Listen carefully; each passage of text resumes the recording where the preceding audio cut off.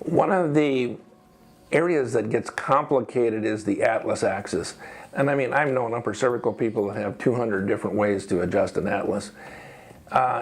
Grosdick told me one time, he said, look, Arlen, he said, atlases subluxate, about 90% of them straight lateral. And the other 10% go lateral and anterior. And he said, we make too much out of all the different angles. And so what I want to show you today, though, is something totally different. Once in a while, you'll run into a problem. You will go through the normal testing. Let's just walk through that. You got a patient here that you have them tuck their chin. They're a right pelvic deficiency. And when they tuck their chin, the leg goes short. So that tells us there's something in the upper cervicals. Then we take the leg up and it lengthens. And we go, oh, that's simple. It's an atlas. However, when we go up and we adjust the atlas, we come back down and check, and it didn't clear it. So what's that?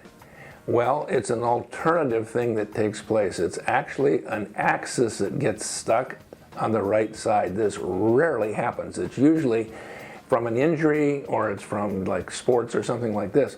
But then how do you handle that? Well, here's what you do. You have the patient go through the upper cervical testing. So we have them tuck their chin, we take them up, and they lengthen. So they're right short leg and they lengthen. Well, then you think, okay, that's an atlas. So you go up, make your contact point on the atlas, and make your thrust. You come back down, take the legs up to check them, and it continues to lengthen. So there's something else involved in this thing, and we got to find out what it is. So what we do is we have the patient tuck their chin to their chest and turn it to the right. If it pulls up in position number 1, that's an axis on the right side, on the pelvic deficient side. There's a couple of rules to remember here. The axis usually goes opposite the PD side. The atlas always goes lateral to the PD side. Those are rules you can take to the bank. So if you see something unusual like this, this is an alternative way to test the axis. Let's do it again. Tell the patient to tuck their chin to their chest. We come down and we got a lengthening. So we said, oh, that's an atlas.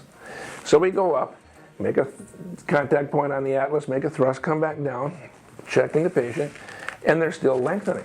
We used to think we didn't get the correct line of drive on the atlas, but it's not what it was.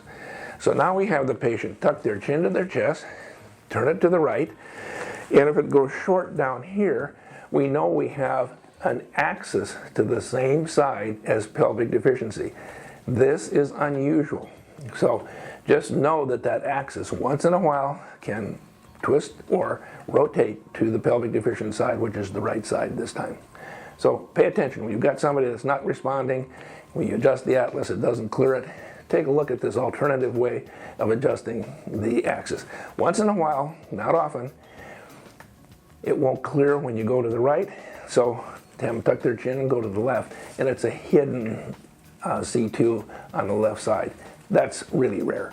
So just look for that right side hidden axis.